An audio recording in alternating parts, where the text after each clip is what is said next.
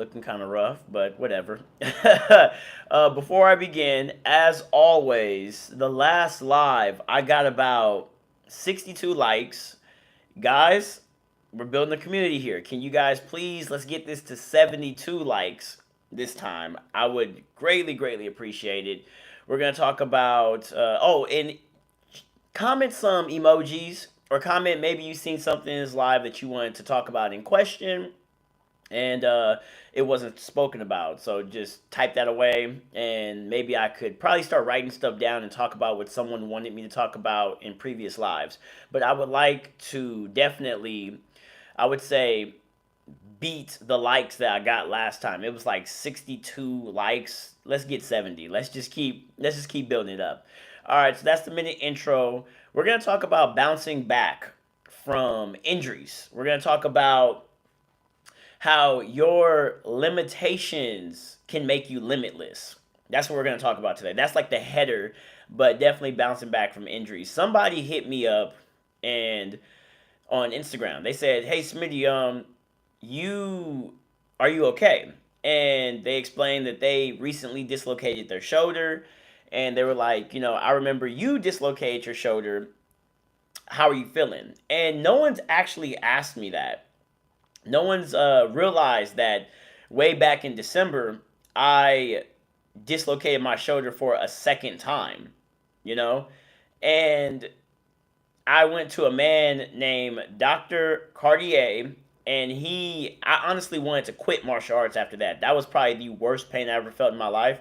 But I went to a man named Dr. Cartier. He was a chiropractor in Hawthorne, California, I believe, USA, SoCal, and he basically got my shoulder back working um, within a month. And then I went back to training. No, I went competing in a month. So I dislocated my shoulder, and then a month, like February 4th or something, I went back and competed for the first time. And honestly, I would say that this injury, this shoulder injury, ever since I had that injury, this is probably the best I've ever moved. I'm not saying go get I'm not saying go get injured so you can move better, but I'm definitely saying that your injuries definitely make you more aware. Like for example, ever since I had my shoulder injury, my diet has gotten better.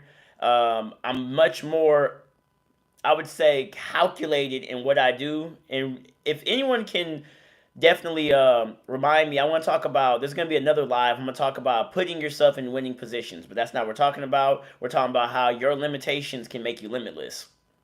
So I dislocated my shoulder, it made my nutrition get better. I'm very calculated. I have a rule now. I have a rule that if I don't take a nap before practice, I'm not going to practice. Today, I didn't take my usual hour nap, drove up to like at the door. I got to the door of practice and I said those famous words, "I don't want to practice today." And I actually took heed to myself and turned around. I'm at the door to practice jiu-jitsu and I said, "Nah, I didn't take a nap.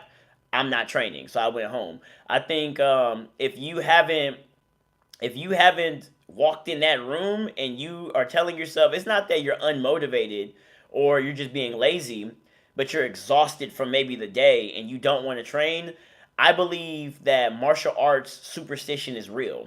You need to turn around, go home, and take a nap or go to sleep and just, because it would be better if you listen to yourself or listen to that subconscious mind and you avoided a major injury that could have took you out for almost a year. But yeah, I dislocated my shoulder, and that was what some people don't know. And everyone keep commenting whatever you like questions. I'm gonna look back at the questions at the end of this topic of bouncing back from injuries, how your limitations can make you limitless. That's what we're talking about right now. But just comment away. I'm gonna read your questions. Go ahead and just comment away. But and drop a like too. I'm trying to pass 70 or 62 likes, and yeah. But anyways, so let me see. There's something that you guys don't know since we're talking about injuries. Way back in 2020, I something happened to my knee, and I could not walk.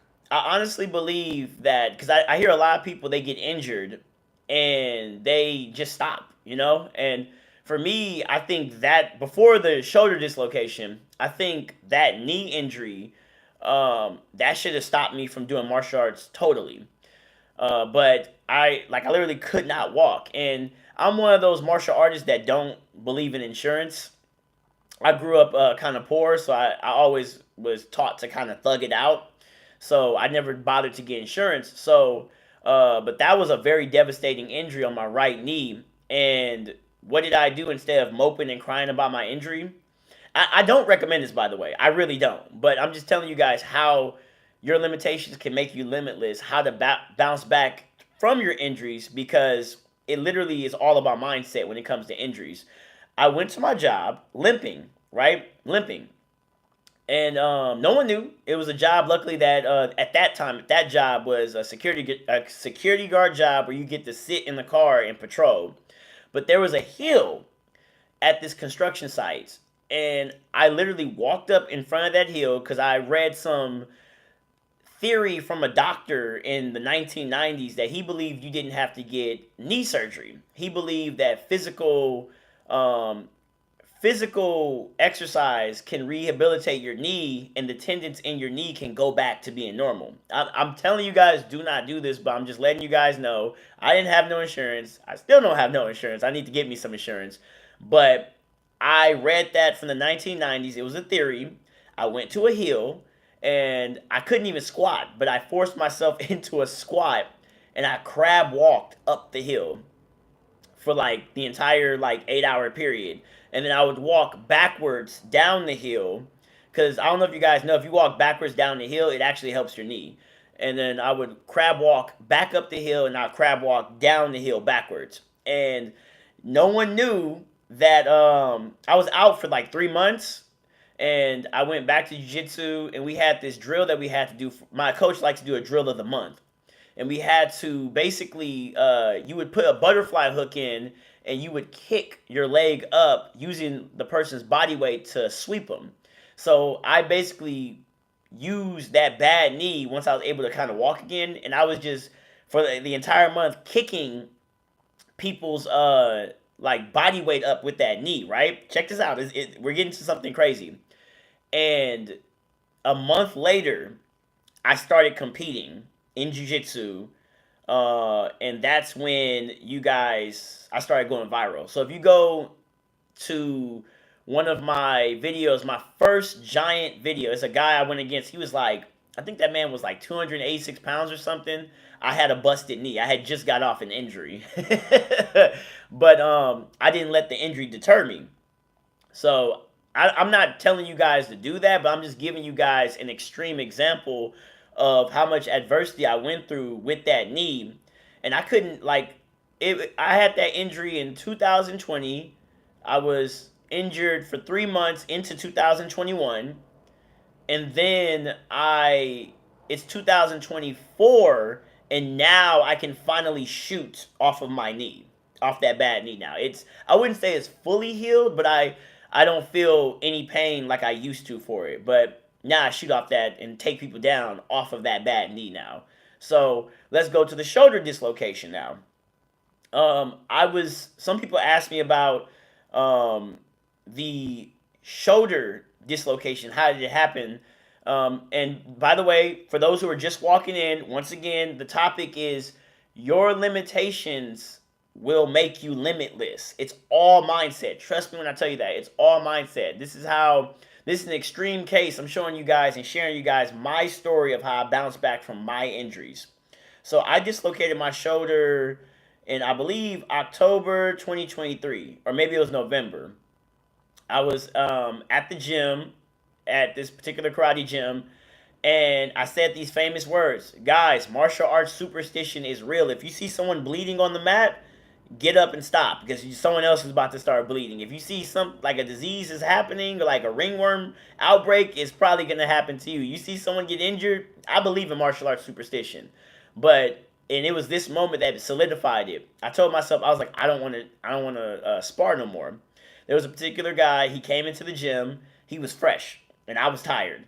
Me started, sparring, and he started talking like yapping mid sparring. Now, my striking wasn't that good, but I'm just like, bro, why are you talking when I could take you down and break your bones, And he kept talking. One thing led to another. We got into a fight, and I took him down. And I used to have the video, but I lost that phone, and I didn't back up my iCloud. But my shoulder basically shot out. The shoulder blade or whatever it was, it shot out, and I've taken so many people down, dealt with so many bigger people, and because my mindset was out of whack or I was tired, I dislocated my shoulder for the first time, and my body was so fit that usually when some people dislocate their shoulder just hangs down. But my body literally took that as an attack, and it locked up and started wrestling with my bone, trying to put it in. So the doctors had to put me to sleep on some. I don't know if I can say this on live, but basically some drugs. I don't know if I can say that without getting. I don't know, but they put me on drugs, knocked me out, and relocated my shoulder. And then literally a month later, I dislocated my shoulder a second time, and I thought I was done. But that chiropractor, Dr. Cartier, told me like, no, your body can naturally heal itself. And he put my shoulder in all of these crazy, funny positions, and I basically this is my best year for competition. I competed on. Think about it. I was my dislocated shoulder mid or end of December. Went to therapy, chiropractic therapy, January, all of January, like 2 days or 3 days a week. Competed February 4th in Jiu-Jitsu on a high level stage, main character Jiu-Jitsu. I competed again March, competed again April, and then in May I said I want to do an MMA fight. Mind you, I had a dislocated shoulder. My shoulder still hurts. Had an MMA fight, won that match. I, I don't, I don't know what else to explain with that. That's how you bounce back from injuries. You need to understand that your limitations can make you limitless. Because my shoulder is so wonky, I'm very calculating everything I do now. Like, for example, some people saw that I was southpaw in my MMA fight, right? Let me tell you something interesting. My left shoulder, because it was so loose because I dislocated my shoulder, so I had to stay off of that left shoulder. It became very loose, right? And to the point that now when I throw my straight left, it's my most powerful punch because my left shoulder is loose. I can't jab right now. Currently, I can't really jab too much on that side, but it's so like it's like a whip. Like when I throw that straight left, because of a dislocated shoulder, it literally I've dropped people in training with that straight left, and I wasn't a southpaw guy at first. So that is my little shenanigans that I was speaking about. Let me start answering some questions. I feel like I'm missing something else, but I'm gonna start answering some questions now. But that's how you bounce back from injuries, man. I'm telling you, like it's all in your mindset. I had a busted knee, and I probably needed knee surgery, but I didn't do it. And I have a busted shoulder, and I probably need shoulder surgery, but I went back competing. So let's see. Someone said, "Keep it up, bro. You're looking good. I appreciate you." You said, "I got rear naked choked in class today, and my throat hurts. How long is it gonna be like this?" Typically, it varies. Your neck is fine, to be honest. Sometimes you will be drilling like chokes in class, and you'll probably be sore for like maybe a day or two. It really depends. I'd say give it 48 hours, 72 hours to be like to be sure, but I'd say give it 42 hours. What's the pain scale of an injury like that to you? I'm thoroughly in love with my legs. Um, I obviously I love triangle chokes. So the pain of the knee, it just saddened me. I was more sad about the knee thing, but the shoulder, I definitely would wish. I'm not a nice person. I would wish that pain on my worst enemy. I would pray that they go through that pain every day if they were my worst enemy. Because that, I would say a 10 out of 10, 11 out of 10. That was the worst pain I have ever felt in my life. Because you're like, the bone is literally hanging out of the socket, and it's, oh my God. Like, I actually cried. The knee injury, I whimpered and stuff, and I was sad. But that shoulder injury, I said I don't want to do martial arts no more. And I'm happy that, I mean, when you originally get injured, your whole world is gonna come crashing down. You're gonna be so sad. But if you could just, sit down, think for a second, take a week off, you're gonna bounce back if you have a strong mentality. Was it a regular dislocation or was there any interior damage? The first shoulder dislocation, I was in the hospital, and there was no damage at that time. They had an MRI and everything, but that second one, I'm not sure. I haven't gotten an MRI, but it probably was some internal damage. I think so, because the thing about the shoulder dislocation, and I actually have something that I'm gonna do. You guys are gonna see it pop up really soon. I have something really really cool. The thing about shoulder dislocations is when you dislocate it one time, it's going to be easier for it to keep popping out. And the more it keeps popping out, the worse it gets for you. So I had a shoulder dislocation twice. Like, I think last week, or was it this week? No, it was last week, I think. I think it slid out again, but I'm fine. But like, I now know what I need to do, because I've studied so much about the shoulders and the knees, but I know what to do. But let me see. Let me continue.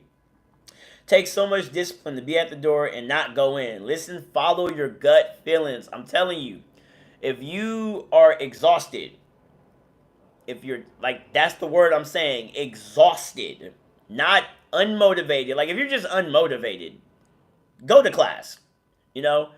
But if you are tired, do not train tired. I don't care what your black belt coach says or what your friends say. Don't train tired. I'm gonna tell you why. So if you're going to like the gym, the public gym, you can train tired at the public gym. Why? Because when you're lifting weights, you know when you can't lift no more weights, and you're gonna simply rack it up and you're gonna go home. But when you're tired and you're exhausted and you're going against somebody else, right? They might pull your body in a certain way that your body was not prepared to deal with, and now you're injured. Don't train. You can don't train when you're exhausted or tired. Take a nap. Take a nap before you go. Like, I can't stress that enough. If you walk up to the door and you have not walked in class and you feel drained as you get closer and you're exhausted, go home. Trust me. I believe in martial arts superstition. You kind of look like Tony Baker. I'm sorry, I don't know who that is. Buy a space brace shoulder strap, the best. I think my dad wants me to buy one of those. He said, yes, bro, calisthenics and plyometrics work for injuries. Yep, I have stretching too.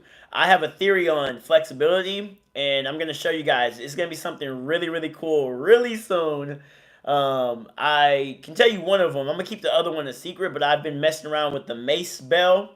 Check that out, to strengthen my rotator cuff. I believe I have a weak rotator cuff. So a mace bell is one of the things that I bought, and I have something else. I think it's kind of cool, so that's why I'm keeping it to myself. I want you guys to experience that. By the way, like the video. Like the video. Please, please like the video. I had 62 likes last time. I want 70. Let's keep upping the ante, you know? I appreciate you guys. Let me know that you guys support me, and let me see. Let me continue. Navy SEAL mindset. Yeah, who gonna carry the boats? Real talk. Let me see. Any more questions? Been a fan for a while. Are you still gonna post? What do you mean by that? I don't get that question. Someone said I'm 45 years old. Just got my blue belt. Watching your videos inspired me to do so much better. Thank you. No, thank you. Definitely.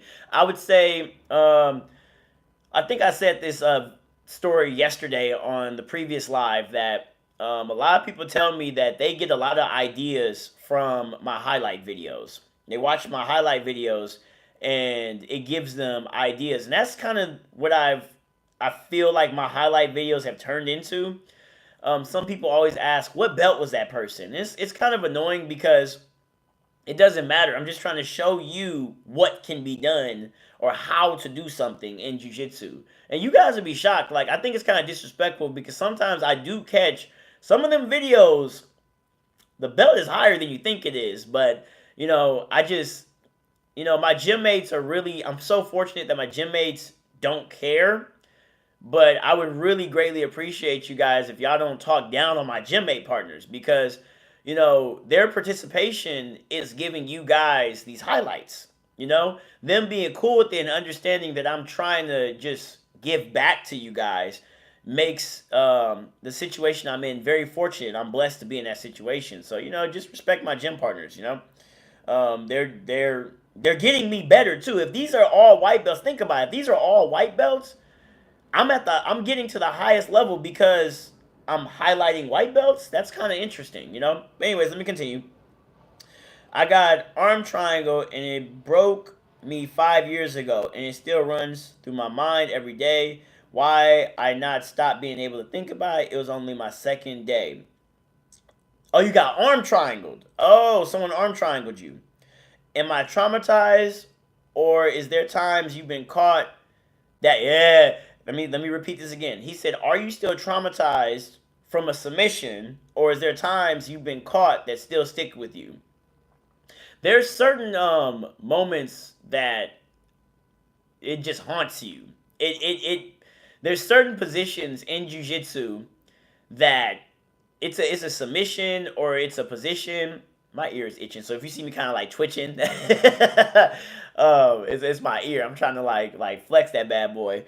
But anyways, there's certain positions or submissions that, yeah, it bothers me. I can't think right now. I can't think of that because honestly, if there's a position that haunts you or a submission that haunts you, you need to go study jiu-jitsu.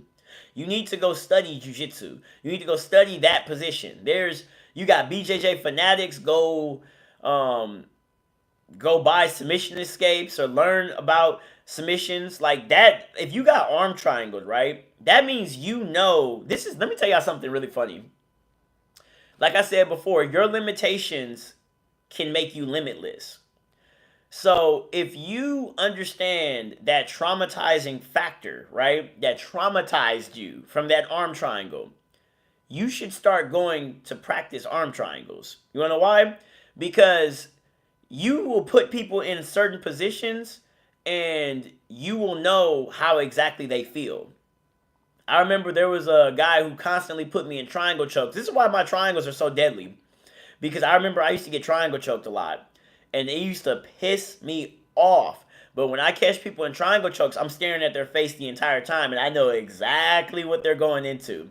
I know what they're going through. I know how they feel. And I know just how long to hold it. Or when I lost it. So, you got traumatized by arm triangles. But that should be probably one of your best skill sets. Because you know how it feels. And you could put someone in that position. And, I mean, it's kind of sadistic. But that's jiu-jitsu for you. I sprained my knee 3 weeks ago and had to stop training. The swelling is gone, but I can only bend it 75%. When should I start training jiu-jitsu again? If anyone is having knee problems, I would definitely say first start off with, I do this before every training session. Start off with air lunges, okay?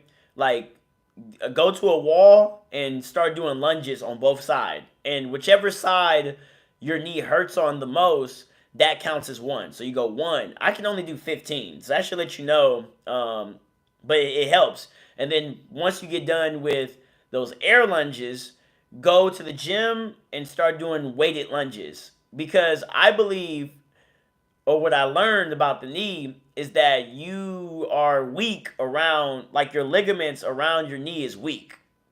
And you need to strengthen it. And that's the same thing with my rotator cuff from my shoulder, and I need to strengthen it. So if you're having an injury with something, there's probably something that you're having that needs to be strengthened. So when should you go back to jiu-jitsu training? To answer that question, I would say listen to your body. You should be doing some physical therapy by yourself until you feel comfortable. So don't let me tell you. Wait until you feel comfortable. And that's the best I can say for that. I'm not a doctor, so, I just can tell you what my extreme self done. So someone else said, just joined a jiu-jitsu gym for the first time and ripped my toe skin off sprawling. Any tips? Not sure if it's hygienic to go back right now or not, to be honest. They're scabbing up. I'm afraid they'll tear and bleed. You could tape your toe. You could tape your toe and you're sprawling wrong.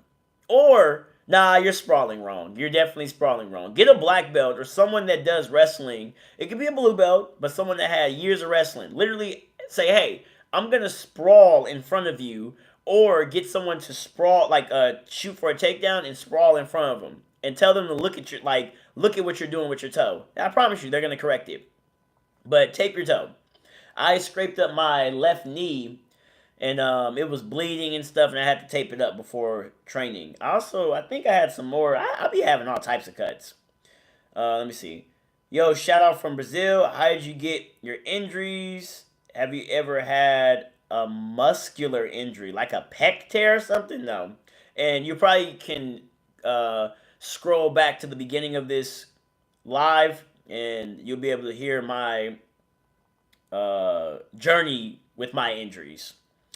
Your wrestling technique is unmatched. Thank you. I'm still learning. I'm still learning on it, but I feel like, especially for my next MMA fight, right now I'm working on striking, but eventually what's going to happen is you guys are going to see the striking's going to get better, and then you're going to see like a new wrestling technique that I want to bring to MMA. But I don't want to talk too much. I don't want to talk too much about that, because I don't want to put my foot in my mouth. That happens, there's videos on YouTube when a cocky fighter gets humbled, and someone's going to be in this live recording it and showing me how. But yeah, I look up to you since I'm on the same size, weight as you, maybe a tad smaller. And I see you tap bigger guys than you. It makes me believe that I can do it too. Yes, you can. Cheers, and hope you stay healthy. Thank you. I appreciate that. What belt are you, mate? Do you ever do gi or just no gi? I am a blue belt in the gi, but I don't do gi no more. And I am a purple belt in no gi jiu-jitsu. I believe all martial arts you do, you pretty much have to be sadistic. Yes. Oh. Oh, that should just show like what type of person I am. That part, people cannot handle. When they, if I was to ever do a commentary and I really say what I'm thinking about in that position, I promise you, people would get angry. They would get so angry. They're like, "Oh my God, how do you think like that?" I'm like, you're literally trying to hurt this person. Now, one thing about me, I do have a nice heart, so I I'm mindful of my opponents in terms of how I can injure them, and I do save a lot of my opponents from injury. But there is a dualistic side of me where I'm thinking, oh, I'm very sadistic about it. Like, if you go, it's gonna be in my commentary. If you go to my recent MMA fight, before I got the submission, I heard my opponent breathing hard. And if you go rewatch that video right now, I want you to notice something no one noticed. I had my hand over his mouth. Like, first I had my hand on his throat. He bucked me off, and I put my hand over his mouth to mess with his breathing. And honestly, people were like, why wasn't you punching him? Because I was silently laughing and happy that he couldn't breathe. And I armbarred him. You gotta be sadistic to be a submission artist. You gotta be sadistic. And I didn't punch him because I wanted to mess with his breathing. So, that's just to show you how it could be. I have a very passive defensive jiu-jitsu game and personality. How do I develop a more aggressive attacking mindset? Stand up. I'm so serious. Stand up. Start off every roll standing up. And most people in jiu-jitsu are going to sit down because they don't feel like wrestling. Just stand up. Literally, just stand up. And now you have to pass their guard. There you go. Now you're going to develop a more aggressive style. If that person stands up with you, you're going to have to wrestle. But just the fact that you're standing up with someone and you guys are wrestling, that is an aggressive style. So that's how you get better. You need to stop starting off every roll on your butt. And I don't even know you, but I'm betting that's what you're doing because that's what I do. If I want to play guard, I start on my butt. If I want to be aggressive or practice on my wrestling, I stand up. And some people stand up with me, some people sit on their butt, and I start trying to guard pass. We're gonna talk about that too. Someone please remind me one day. I want to talk about how guard pulling is actually not bad. I don't understand why jiu-jitsu guys. Actually, let's talk about that right now. I believe people that complain about guard pullers don't know how to pass guard. That's my hot take. You suck at passing guard. That's why you want them to stand up so you can get a takedown and use the takedown to pass their guard. You suck at guard passing.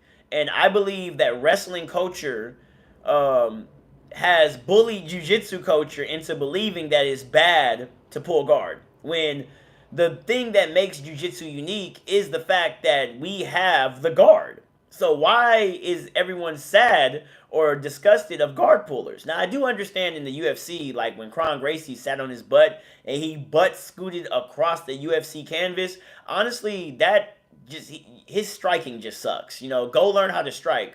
But if we're talking about sports jiu-jitsu, bro, like if someone pulls guard, you should be happy. You don't have to wrestle this person. Pass his guard. You know, I think people who complain about guard pullers, they suck at passing guard. That's my little hot take. You suck at passing guard. Let me see. So that's how you get an attacking mindset. Have you ever thought of doing ADCC or CJI? Yep, I do. I plan on doing that maybe. Give me like a year because I just turned purple belt. I need to compete with these purple belts. I every belt has a different style. So like white belts, it comes down to who has the best submission game and who can get it off faster. Blue belts, blue belts are more attacking, so you need to be able to chain your submissions. It comes down to who knows more jiu-jitsu than the other. And when I have experience from purple belts, what I've experienced from purple belts is they're more stally. They stall a lot. Really annoying. So give me some time and let me just let me practice with these or compete against these purple belts before I do ADCC or CGI, or CJI. I don't know why I keep saying CGI. Maybe sprawling isn't the right term. I was turning and maneuvering out of a guy's guard and ended up dragging my toe knuckles. I'm sorry, that's funny because it happened to me, so I understand. My big, which toe is it? One of my, ooh, I got a super chat. Oh, someone said thank you, but I appreciate you. Thank you for the $9.99. I was ripping the skin off my toe too. That's why I keep laughing at you. So I'm sorry. Let me reread what you're saying. Maybe sprawling isn't the right term. I was turning and maneuvering out of a guy's guard, and I ended up dragging my toe knuckles. I'm a big guy, so I'm honestly just trying to be competitive without blacking out. I love that. Good job. That's hard to do, trust me. So you're on the right path. Any diet cardio tips for me? I'm the big guy that's always surprisingly athletic, but definitely need a better gas tank, but almost blacking out at the end of practices. So the main question that you're asking me is about dieting and cardio. When it comes to cardio, I cannot stress enough. I personally use jump rope. I do not like going on road work runs. I don't like doing that. When I get off this live, I'm literally about to go to the gym to work on my cardio. You should probably use the sauna after jump rope or after whatever cardio method you use. You can use the Stairmaster. When it comes to nutrition, though, how much that's going to be an entirely different topic. Maybe if you drop a super chat, I could probably drop a whole 30-minute to hour on that. Not today. Please don't do it today, though, because I already did that on another live about my nutrition. But nutrition and dieting is a totally different monster. What does nutrition and dieting do for you though? I can answer that. It you feel good. That's just really it. It doesn't get your cardio up though. Cardio and nutrition and dieting is two different things. You need to go jump rope. You need to go maybe swimming. Swimming's good. Do hill sprints, but you need to do something outside of jiu-jitsu, or you can roll more, spar more, but you need to take your time. Be the last person on the mat. That's what got my cardio up initially. So I saw you at Naga San Diego. Great work, man. Thank you. Appreciate it. I don't remember which one that it was, but I love harassing the San Diego Naga. Brian Yoshi. Brian Yoshi. You gave me a super chat. Look, I deeply appreciate you because this is my first time ever seeing a super chat. Thank you.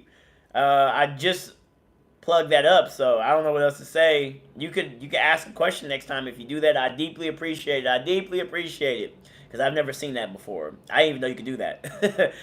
Great MMA fight. Keep up the great work. Thank you. Thank you. Thank you. I don't feel like I'm learning much because I'm so exhausted at 6'3", 430, down 70 pounds, and didn't want to keep using the "I'll join when I'm lighter" excuse. Good job. Don't worry about it. It's gonna get better. Just show up. Don't. By the way, guys, please like the video. Like the video. I had 62 likes last live. I'm trying to get 70. I'm gonna stop begging for likes though, because I think someone might be like cooking or something, and then you hear me keep begging for likes. That could be annoying. But I just want to do better than what I did last time. So that's gonna be the last time I mention that until probably the end. But let me get back to what I was saying. But you said "I'll join when I'm lighter" excuse. You don't want to keep using the "I'll join when I'm lighter" excuse. Good job, dog. Like, just keep showing up. Trust me. Just keep showing up. You're gonna look up, and you're gonna be much better than you was when you first started. You kept blacking out. Now it's okay. You need to pace yourself a little bit more, but you're gonna get better. You can't get worse. If you show up, there's no way you can get worse. Like I said, your limitations can make you limitless. You might learn how to conserve energy, and when you get very, very light, you suddenly, for some weird reason, have an unlimited cardio that everybody else doesn't understand. But that's because you used to be a heavy guy, and you learned how to pace yourself. Your limitations can make you limitless. You mentioned do some air squats before jiu-jitsu practice. Do you do anything else as routine to avoid injuries before after practice? Yes, I do. Yes. Yes, I do. Um I stretch now. I don't care. I stretch. I think I said earlier in this live, if I don't take a nap before practice, I'm not coming. If I do my air squats, my no air lunges, not squats, air lunges. I do that before practice. I stretch out my shoulder now, and because I took a nap before training, I'm loose. You got to be loose. So that's what I do. What else? I stretch my shoulder out. My neck is starting to not be sore anymore, but I stretch out my neck. I just stretch. Dynamic stretches too. Go look it up. Dynamic, not static. There's a difference. Dynamic stretches before you work out, not static stretches. Do static stretches after you work out. Dynamic stretches. I believe the way to explain it is dynamic stretches like those air lunges. Like that's you're moving. You're moving and stretching out your body. Or I hope I said that correctly. But dynamic stretches, not static stretches. Dynamic stretches before, static stretches after. And you can look it up. Someone said, stop your stream. Oh, is the stream getting too long? Is the stream getting too long? It's almost 40 minutes. Y'all asking some good questions. Let me see what else. I get in my head too much before a competition. I'm a stud whenever I train, but when it's time to go, I choke. Any suggestions? Just got my third stripe. Okay. When you go to training for the first time, does anyone remember how nervous they were when they first started training? But as time went by, you become very confident of those training mats. It's the same thing. It starts over for competition. When you go on them competition mats, you have literally started over. You have started over. So you're choking right now, but you're still showing up. You need to keep showing up to competitions. Don't think, oh, I need to go train some more and then I'm not going to choke. You need to do more competitions. Like, real talk. And then it was something else on my mind that I was going to say about that. It'll probably come back to me. You need to just keep showing up for those. Because it's not going to get better until you keep showing up for more competitions. That's the best I can say with that one. Because it happens to me. Like, there we go. That's what I was going to say. When I first was starting uh, competitions, my feet would sweat. Like, my feet was so sweaty. I was like, oh my God, why? And my body would be trembling. And, but then I also learned that if you would kind of stop that is solo training. So you have training when you go on the mat and training when you go off the mat. So when I go off the mat, I do like 30 minutes of jump rope and 30 minutes of sauna. So now when I go to competitions, you see me with that stone face because I know this guy did not do what I did, and I'm about to tire him out. So that's another thing. You probably don't have the confidence.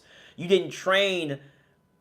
You didn't do homework. So like you went to class, but you didn't do homework, and you are not ready for that test because that's all competition is a test. So imagine you go to class and don't do homework. That's what solo training is. It's your homework. So that's a suggestion. Or there's some people who could just come to class, learn in class, and excel at competition. That was me at first. But now I do homework. I do solo training. I study jiu-jitsu.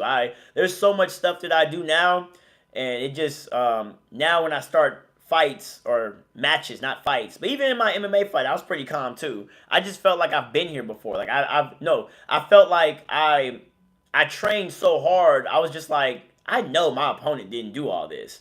So I'm about to outwork you. You did. I know you to the preparation. You didn't outwork me, so I'm gonna make sure on these mats you don't outwork me. That's the mindset that I had. Let me continue. Let me see. Hey man, love your content. I've been doing jiu-jitsu since last year. One stripe. I recently started tapping higher grades. Nice. Any advice on how to schedule training as well as combining gym with my jiu-jitsu? Okay, so this is the way I do it. I have 3 moments in the day. I have the morning from 5 a.m. to 12 p.m. And I don't count 12 p.m. as afternoons. I count 12 p.m. to 7:59 as my evenings. I like to do night training. I like to, at the end of the day, when you do gym training, I've learned that you tire your body out. You tire yourself out in such a way that if you go training after you trained at the gym, you're gonna get injured. That's for me, you know. But so I would schedule your gym training after you've done your martial arts training. That's what I would do. And it's gonna be hard, but take a nap before you go to the gym. You see, I actually maybe that's why the stream is so long right now. I took a nap. I just woke up from a nap. Once I get off the stream, I'm going to the gym because I took a nap. Naps, man, I'm telling y'all, naps is powerful. Naps is powerful. Love the advice. Thank you, man. So glad I found your channel for sure. For what? More gains? PT, I don't know the question you're asking. What's good? The creepy goth? Only been to 4 practices so far. My gym's having a competition in a month and a half. Should I go and just watch or roll knowing I'll likely be outclassed but able to learn from it? Okay. This is going to be controversial advice. Go compete. If you watch this, I'm telling you, go compete. Why? Most white belts, including me, lose their first competition. Go lose. Don't just, just go and get beat up. Like, go try. But if you go to that competition and you know I'm about to lose and you ain't got nothing to lose, it's going to be a better experience than training really, really hard thinking you're going to win and getting crushed because you have no competition experience. So I would say if they're having a competition in a month, I would say jump in it. And that's gonna make your training even more meaningful because you're about to go against someone that's gonna try to hurt you. And trust me, you'll be fine. You'll be fine. Jiu-Jitsu, just when you go to that competition, just tap early. If you feel you're in a dangerous position and you don't know what to do, just tap early. Like it's okay. But I say go lose. Go lose early and quickly. Get that off of you. Get that off of you. Trust me. Um, I like that analogy. Anxiety from not doing homework is real, same as a fight or match. Yep. You should do it. Competition is the best place to learn. Nice. Speaking from experience. Yes. Let me see what else. What else was? How long are your naps before practice? An hour. An hour. I usually typically well, this is what I'll do. So let's say practice is at 12 o'clock. Let's say that, right? So I would give myself 20 minutes before my nap because I I just sometimes I just sit there and I don't like it's kind of hard. Like when you first start, it's kind of hard to just fall asleep, especially like during the day. But I've learned that you can meditate and when you're trying to take a nap. I've learned how to meditate through naps. Basically, meditation to me, in my opinion, is active learning, active listening. So when you're trying to take your nap, right? Instead of thinking about whatever you're thinking about, if you live by traffic, try to listen to traffic. Listen for the waves that's going through from the traffic. Um, you would be shocked how loud birds are. Birds are loud and they sound very peaceful when you find a rhythm in the way they chirp and stuff. Birds are loud, trust me. But if you continuously try to keep your mind on listening to what's going on around you, maybe even the silence, there's sound in silence. When you're sitting there, maybe you're in a quiet area, there's a sound that's happening. Listen to that, but keep your mind on that and you'll drift to sleep. So, yeah, y'all getting a good live out of me. When is your next match? It is August 18th, 2024. That's what I am trying to get to. You're a cool dude, man. Like your content. Thank you. Sorry if you answered this, but how long have you been training? March 1st made it 5 years. March 1st made it 5 years. I started March 1st, 2019. Well, I like that take. Thanks, man. I'll definitely compete, get some confidence. Defending against a purple belt on Saturday was definitely muscling using basic wrestling to survive. But hey, you'll be fine. Trust me, you'll be fine. Okay. I think I actually got through everyone's comments. I think I did. This was a good live. I'm getting better with these lives. I'm gonna probably end it now. I don't see anything else. Any more questions? Once again, Brian Yoshi, thank you for my first little super chat. I deeply appreciate it. You guys, I'm giving free content, and I love giving free content. I actually like posting this stuff for free. People tell me I should be charging way more because I'm just giving the game the free. The game is to be sold, not told. But I just feel like I have a lot of love for this game, and I I feel greatly, deeply appreciative, even though it's for free. You guys still support me. Like someone dropped a super like for the first time, like that type of stuff. Like, yeah, my whole goal is to, just share, but to make money for the stuff that I love to do, it just makes me feel good. So let me see. I think that is it. So we had 49 minutes. Thank you guys. Once again, let me explain it. I'm going to say it one last time. We talked about bouncing back from injuries, and understand the great takeaway that I want you guys to know is that your limitations can make you limitless if you change your mindset. Whatever's stopping you, whatever you feel is holding you back is probably your greatest strength. And all you need to do is look in what's going on, and you can turn that into basically something that nobody else has. So appreciate you guys for this nice, healthy live. Once again, I told you guys I was going to say this at the end. Please like. I'm trying to get past 62 likes. comment some fire emojis or comment something that you maybe wanted me to talk about and I didn't talk about. But yeah, appreciate it. You guys take care.